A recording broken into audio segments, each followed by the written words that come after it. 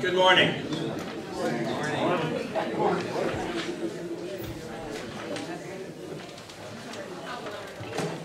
We gather in the name of the Father, and of the Son, and of the Holy Spirit.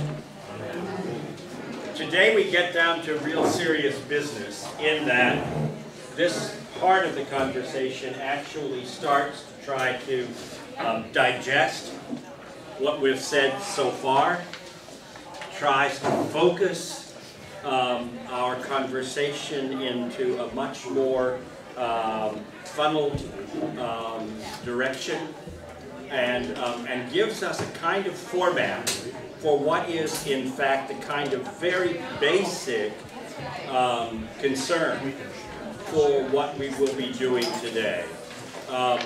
Today, I'm going to close this door.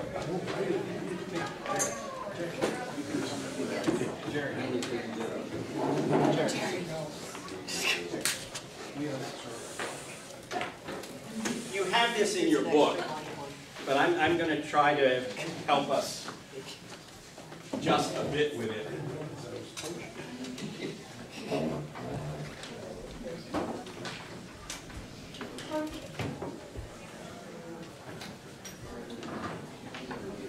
We're going to be talking about three major issues today, and we may bleed over a little into next week as well. But this really is the core of what we've been building up towards so far. The first of these is called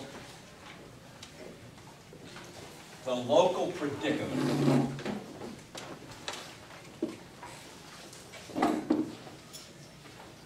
And it essentially says, what is our context? What particularly shapes the parish in the traditional use of that term of Trinity Lutheran Church? What is our neighborhood? And how is it peculiar? What's unique to it? What are the things we ought to notice about the place where God has put us? All right? The second circle is called collective potential.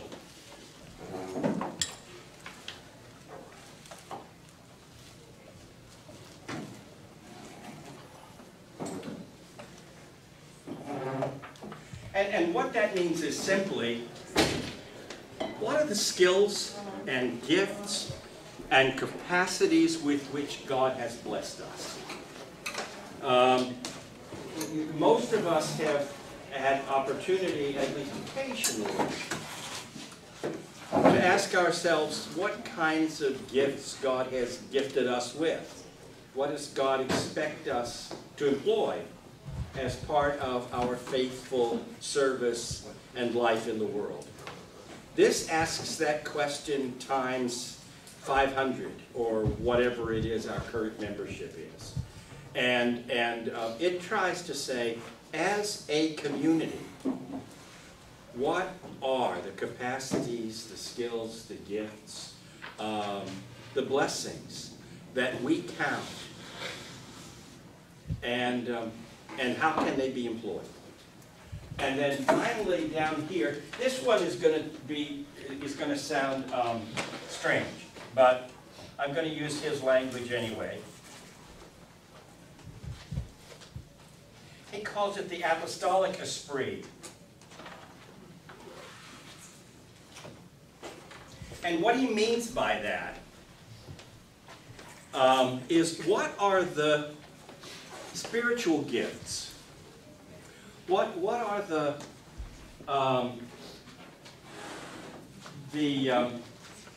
vocational gifts? You know, in the epistles, Paul writes that some were called to be prophets, some were called to be pastors, some were called to be evangelists, some were called to be administrative types. He doesn't use that word exactly.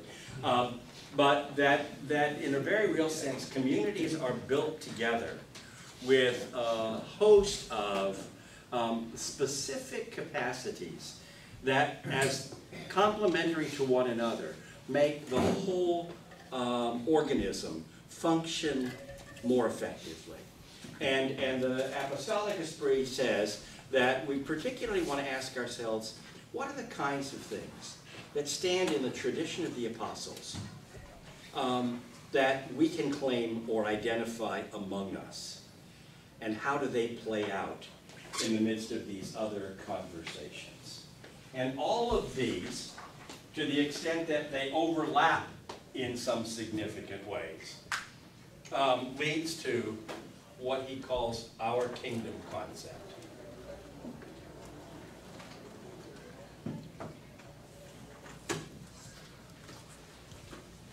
So that's what we're going to be spending our time with today. I hope some of you had a chance to look at the questions in the lesson for today, because having pondered those a bit might make our conversation a little richer. But if not, we'll take whatever comes off the top of your head. We're not proud. And so what we want to do is look at these three areas. What we're trying to get at here is, I'm going to remind you, I said this when we first started, but it's a really important piece.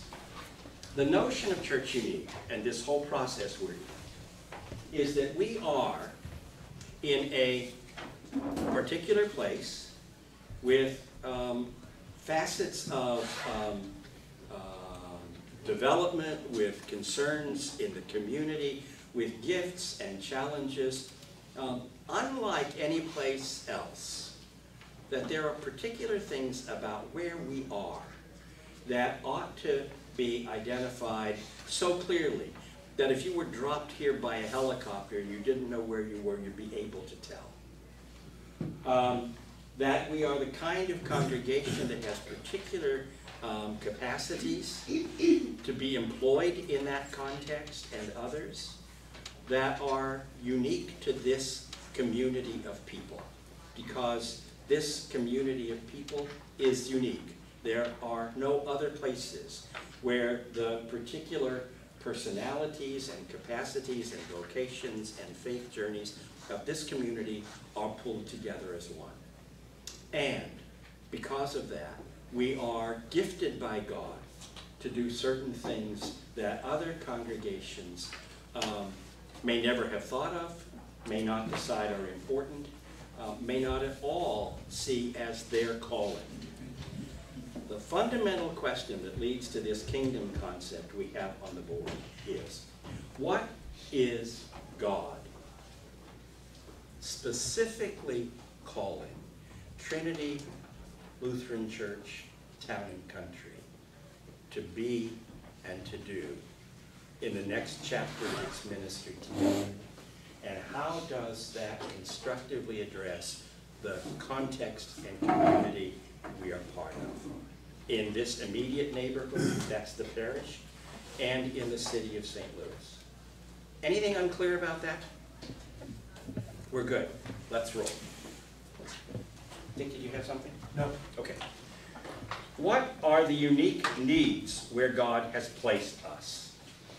And then it breaks down to in our city, in our neighborhood. What are the unique needs? Raise your hands so we don't all talk at once. But oh, it's like that, is it? Well, go ahead. the word unique, I think, is a stumbling block. How about I make it better? What are the peculiar needs of our particular context? What's outstanding and noteworthy about where we find ourselves? You don't have to find something that exists nowhere else in the world. Well, we're at a very interesting cross-section with Highway 141 and Clayton Road, and there are shops and everything. And that can be a good thing, except that I remember it took me a long time before I ever realized this is where church was. So that can be good and bad both ways. I mean, because of the, I guess because it's not, we're not marked that well, I don't think, or something as a church. I finally saw a cross, and that's when I realized this was a church. Was it in? Yeah. Good. And so it was hard. Thank you for that. That's a very good description, a good place to start. We are at a significant intersection of two major roads in West County. And we are literally on the doorstep of a good deal of, I guess there's actually shopping on both sides over here, in there. Shopping in restaurants and other kinds of shops. What's down here? What's on the other side of us? Oh, there's shop there, Up there. you know, on the other side of Residential goes. Yeah, I think I have one. Oh, I on both see what sides. you're saying. What's on the other side of Clayton Road? Okay. Residential. Residential? And there's a nursing home. I think There are a there's. couple of big There's a couple. institutional places, right? Yeah. There's Our- Maria DeVille, which is just down the road a little bit, but there are some other places And in there's this one way. across the. Senior citizen communities are all around, All around us. and new ones being built.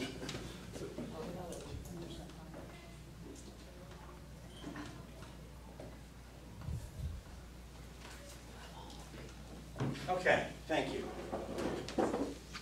Ann? We don't have what I call an abundance of housing. We have homes that are on large pieces of property, so they're spread out. We have a few apartments, but not, Not the sort of place you'd want to go trick-or-treating on or Halloween, is it? passing out brochures. Oh, So, yeah, you exactly. know. So, relatively fewer residences for the amount of space around us.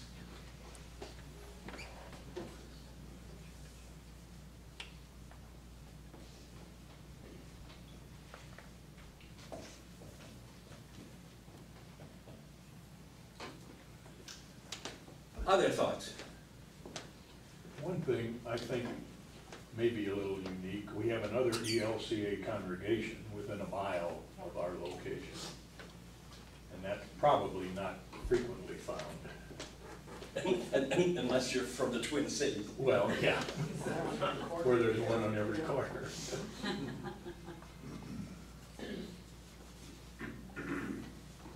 Well, and there's Holy Cross in Creekar too. You can go and, Which is maybe 5 miles up there. It's a little farther away. Little farther away. Ann? There's good transportation to get here though, so people can travel a distance to come to this church, if you have a car. Yeah, If we call it easy access, does that get at what you're saying, Ann? but it's not really, because it's not for people that If you don't. have. If you're not. Well, Yeah, you have your let's own say that. transportation. That, No public. that if you're the driver of a private car, you're in great shape. Yeah. Yeah. Other thoughts? Yes. Just to branch out a little further to the question of city. Yes. Racial peace is something that we have really struggled with, and with the Ferguson, you know, we were, in the highlight of racial tension for the whole, you know, world really, at one point with what was happening in Ferguson. I think, thank you. I really appreciate your highlighting that, Christy. My sense is that in terms of the city of St. Louis at this moment in time, Ferguson is still a name that echoes across the country, as is Michael Brown. I mean, that's one of those things that no matter where, a colleague of mine traveled to Samoa, got off the plane, and was picked up by folks he used to work with, and the first thing they said is, St. Louis, isn't that where there's all that trouble? I mean, that's literally the opposite side of the world. That's why I said world instead of Yeah, country, yeah. you're exactly right. I think that's a very, very important contextual issue for this area that we are called to pray about, think about, work on. So I think that's a very important part of the context we're in. Thank you for highlighting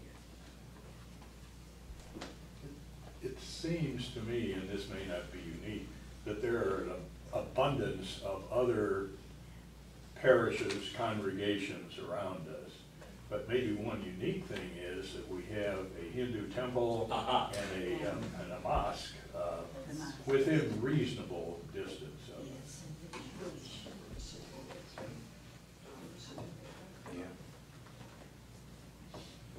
Yeah, and we've got Jewish synagogues in the relative neighborhood as well.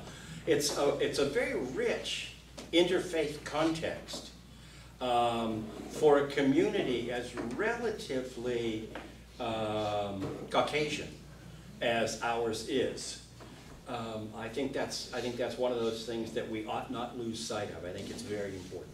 If you go to any public high school graduation Uh-huh. around here, that'll be reflected And in who you see. yeah, and at that point, we're not just talking about faith traditions, No. we're talking about nationalities and ethnicities Right. that are far more diverse than you would recognize if you looked around this room. Right.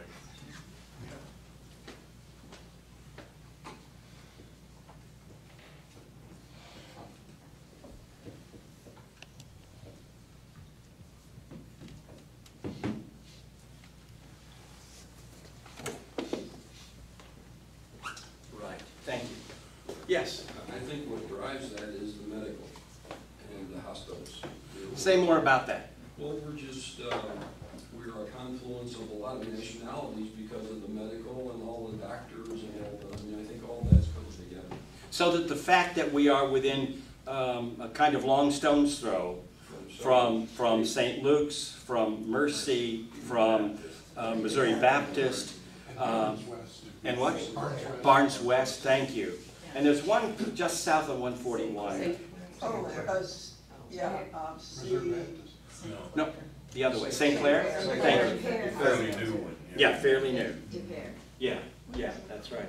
So that's really true. This is a remarkably medically intense region, and fairly large medical facilities. These are not small clinics. These are pretty big And hospitals. I think that's what drives a lot of the wealth and a lot of the educational of this congregation. So Thank you.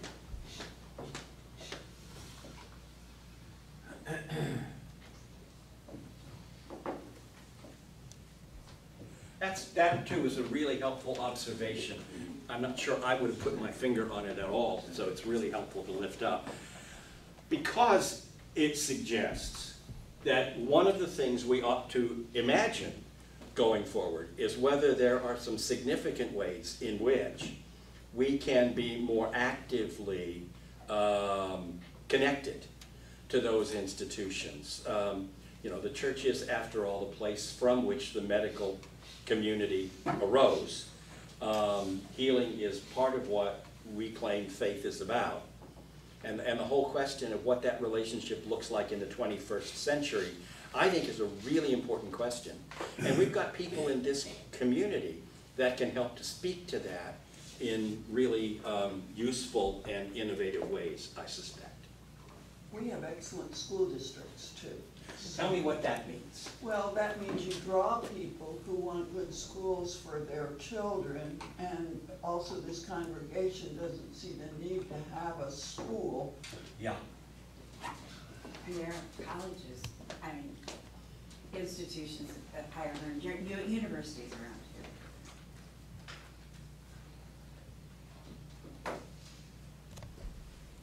Public, private, and higher education. Who can give me a quick guess? Renato can probably look this up and give us specifics. Who can give me a quick guess about the relative ratio of students who are in public education for elementary and secondary school as opposed to the ones who are in private education in West County? Anybody have a feel for that? 20. 20% are in private?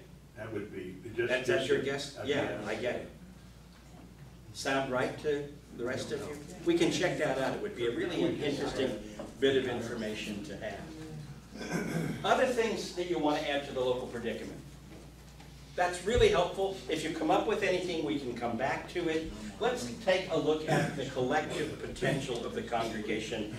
Well, let's finish these questions first, and then we'll go. City and neighborhood, we've talked about both of those things. So, next question is, how are these needs reflected socially, economically, ethnically, environmentally, politically, and religiously?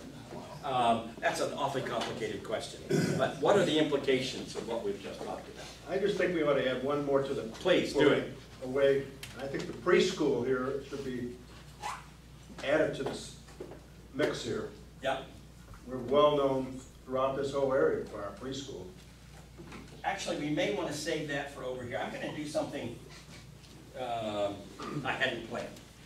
I'm going to move to the next two circles and take things off the top of our heads, and then ask us to fill out the questions in more detail between this week and next, and we can look at what we do with some thoughtful deliberation. But this will give us a better foundation for doing that. So I'm going to swap what I thought I was going to do. Collective potential, preschool.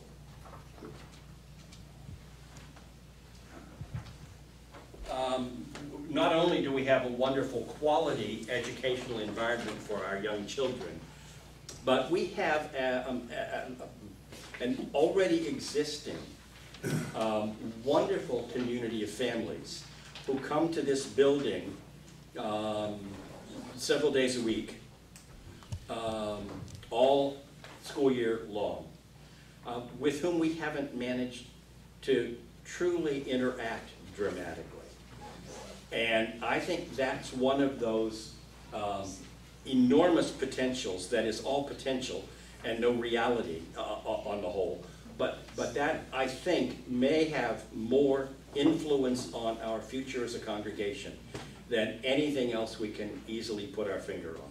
Just to comment on Roger, I wasn't on the church council. I mean, I knew what the preschool was going on, but once I got on the council, I clearly understood that is absolutely a secret weapon in this church, and we're not using it very well. We're not using it at all, It's right? a real secret. Well, most of them Yeah. are from CPOP. That's what I was gonna say, they're Catholic, most of them. Yeah, but I want to take your blinders off. Exactly. They can be Islamic, they can be Jewish, they can go to worship in any number of places.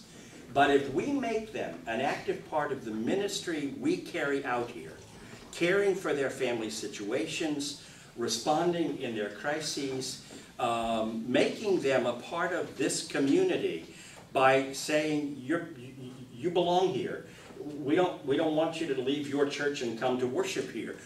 But we do want you to be a part of this community because we care about your children and we care about you. If we communicate that effectively, that will allow for some opportunities that, frankly, we're overlooking. And there are probably far more families in that group than we begin to guess, who aren't really meaningfully connected with other worshiping congregations. And so if they begin to build relationships here that are vital and helpful, that will be a really important connection. So thank you for that, for highlighting that. I'm going to put underneath here, interconnecting.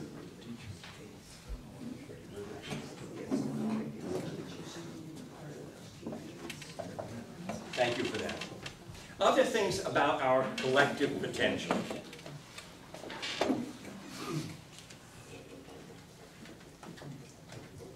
Don't be shy. You're allowed to brag. That's what this is about. What are the strengths? What are the opportunities we have because of the membership of this congregation? What are the things we know how to do? What are the things we have connections to do? How do we make a larger difference in our context? Adult education. Say more about that. We have a really well-educated congregation, and they've used a lot of that potential to educate adults, more so than kids. Yeah, this congregation has really high-quality adult Christian education, really remarkably so.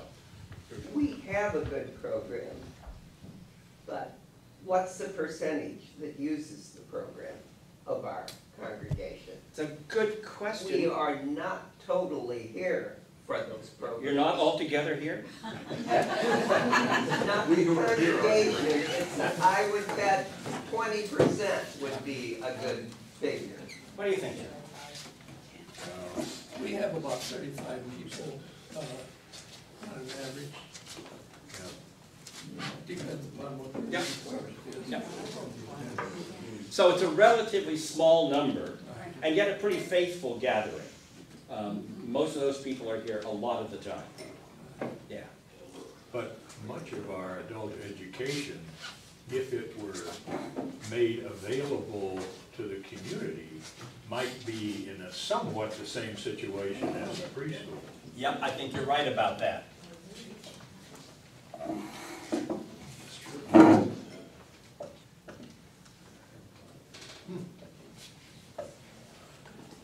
One of the things I did in a parish I served many moons ago was to have what we called there, because we were near enough by that this word meant something to those people, Chautauqua.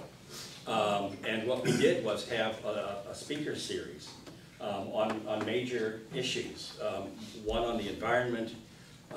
Gaylord Nelson came and spoke along with a number of other folks. We did one on politics and religion, and Jeb Magruder kind of featured, was the featured speaker, one of the Watergate convicts. We had a number, half a dozen or more major conversations in a period of about 6 or 8 weeks. The television came and recorded some of that for the larger community. It's the kind of thing you all have the resources to do if you address the right kind of questions. Yeah, not to jump to the answer too quickly, but to me, again, preschool, one of the powers of this church is the adult education. In my opinion, and I haven't known that many other churches, we're very good. On the other hand, our youth education, not very good. So we don't, that is not a power of this church, and we got to figure out a way to make it a power. I'm just going to put this over here. It's one of those things we'll want to talk about at some point.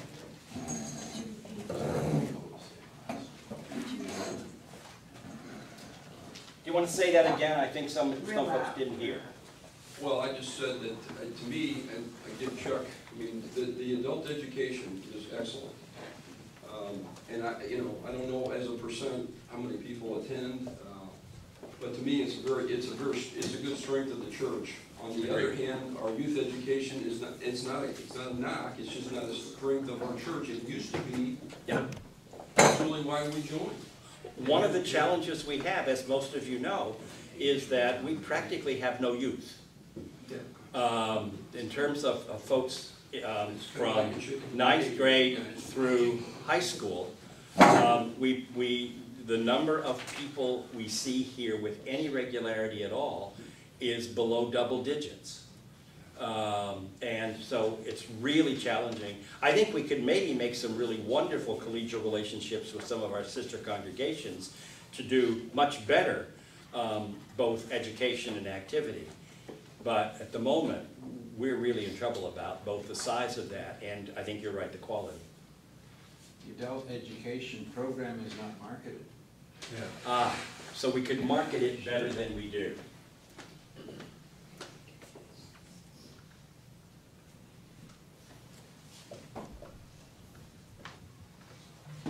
Thanks. I don't want to discourage some of the observations about how we can improve, but what are the other things that we would call strengths of our collective potential? What are some things that we know are true of us as a congregation that we might be tempted to overlook, Kristen? I don't know about overlooking, but it's pretty obvious that our missional service work is significant in both within what we do here at Trinity as a group, all the different pieces that we're involved in, and also what the members of the church do individually to serve the community. And thank you. And I hear that a great deal from congregational members, that the missional outreach of the congregation is important to them. It's one of the things they feel pride in and want to participate in. Elaine? I think this facility, and Maurice used to publish the numbers in our bulletin of the number of people that go through this facility on a weekly basis is pretty staggering. Thank you. And they're not connected with us in any other way. Yeah. It's basketball, trivia night, assistance league, AA, experience, AUW, all these. Yeah, and like preschool, my sense is that one of the things we're missing is that we ought to extend hospitality and relationship to all of the folks who wander through this building. Easier said than done. I think Morris probably does a pretty good job of that. But most of the rest of us don't have significant contact. And you're right, this building is hardly ever empty. And that means that we have access to a surprising number of people in the average month who are literally on our space, in our turf, and don't do anything about it. And for a congregation trying to do outreach, trying to be welcoming, trying to encourage folks, I think that's another place where we're seeing the vote. Okay. I remember when we were doing a conditional offering during Lent one time, we were doing USO, and a delivery man was here, and he gave money, like $5 or $10, because he wanted to contribute to the USO. And I think we do miss out on that by not making it, and just keeping it a little in the newspaper, where they have community announcements stuff. I think we missed that. Thank you. Thank you. Somebody, yes. I think on the collective potential side, we have leadership capability. Say more about that. I think you're right. I think we have people in the congregation, maybe at a greater extent than some, who have leadership experience, leadership potential, leadership capability, gifts, if you will, for leadership. I think that's true. I think you have more experienced leadership in the membership of this congregation than most congregations could claim. We're an affluent congregation, in spite of our budget problems. You have real affluence.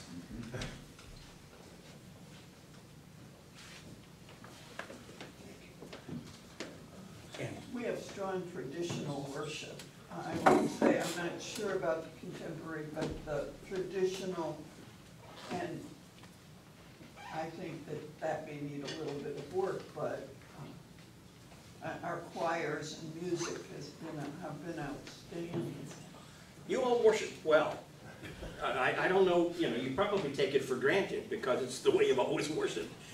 But you do a really fine job of providing a worship service that feels dignified, that feels substantive, that feels inclusive. I think you do a really fine job of worship here. I don't know how to put this other than to say it, but music has been a big strength. It's going through changes right now, but music has always been a big thing at this congregation. It was one of the things that drew me to this church. Thank you. That's really a good observation. Music has real strength here. We're going through some turbulence and transition regarding that, no question. Just to toss out something for you to think about. In the listening sessions I did over the first 8 or 10 months I was here, one of the things that I thought was fascinating, and these are people who really know this place well and are very active here. One family said to me, I think the truth is there are lots of people at Trinity who actually came because they cared about the music more than the worship. And I thought, that's interesting. But I'll bet there's some truth to that. You get folks who have been in college choirs, who care about really fine music, and who tend to sort of look around for near professional quality music, and get kind of pulled into church life that way, without connecting nearly so substantially with worship and education. So just one of those things that's an interesting observation. Yes, Ruth? I know we don't have money for advertising, but in the papers where the churches are always listed, I'd love to see it say, we are happy to welcome you to Trinity to experience God's story of redemption, forgiveness, and love through our worship together. Yeah. Opening words in our bulletin that I'll bet nobody reads. Yeah, you're probably right. The challenge with regard to that kind of advertising, and I too would like to see it, all the people who know media tell me that costs these days way more than it contributes. People look at that page and think, oh, yeah, I know what that looks like. I read that 100 years ago and it's probably still the same. It's not one of those things that people turn to get information very often. But trying to find a way to be more public Just is a really statement, good. not, Yeah, you know. yeah. Other collective potential observations or suggestions? One of the ones we haven't mentioned, and I suspect it's true here, I'm new enough not to know this for a fact, but I will bet that this congregation has more actual connections with, and sometimes actually probably embodies, more of the movers and shakers in our communities than most congregations do. That is to say, I bet that if we cared about specific public concerns that were going on, we'd have more leverage for conversation and participation than most congregations could manage. You can think about that and tell me whether you think that's true, but it just feels that way to me.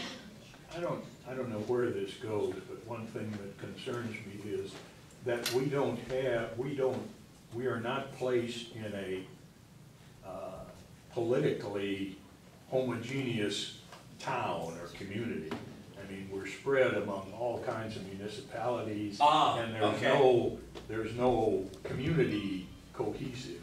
Maybe I don't know where that goes. I'm just gonna write down government divisions. Yeah, I don't know where that And goes. I don't either, but it's probably one of those things to know about. I mean, we're not in an isolated town, Right. 30 miles from anybody else. Right. But what you're saying is the opposite side of what I just said, in that because we've got small municipalities and a number of people involved in significant ways in many of them, we can exercise some support and leverage. The downside of that is there's no way to really impact St. Louis County. Yeah, a community.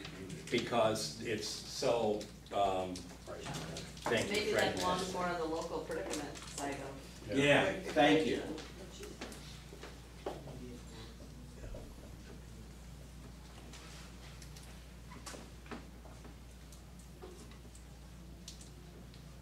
Fragmented government, that may not be the best way to phrase it, but let's move on. The apostolic spirit, esprit. What I want you to think about here, the summary in your booklet is kind of helpful. What particular focus most energizes and animates our leadership? That's one way of getting a handle on this. This is the one that's really tough to get a handle on. But if you look at the questions, I'll just rehearse one or two of them for you while you think. What one thing bothers you most about the world? We should have left more lines, I suspect. If you knew you couldn't fail, what one thing would you pursue for God? What do you tend to pray for the most?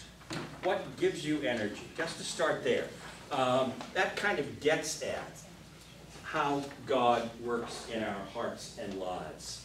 So if we begin to talk about who we are and what kinds of things matter to us, what sort of spirit underlies who we are and how we live and function as a congregation? We have a lot of people that try to be the hands and feet of Jesus Uh-huh. in the form of service of one kind or another.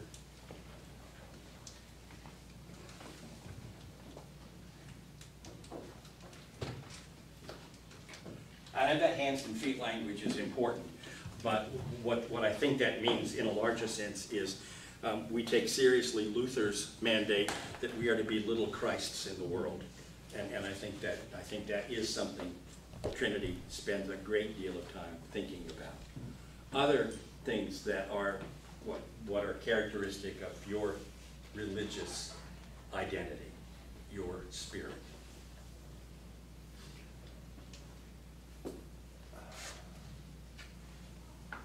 Yes, please, Jerry. We also have a lot of people that care about theology and Yeah. particularly Lutheran theology. Yeah, think that we have a unique message for the world. Yeah?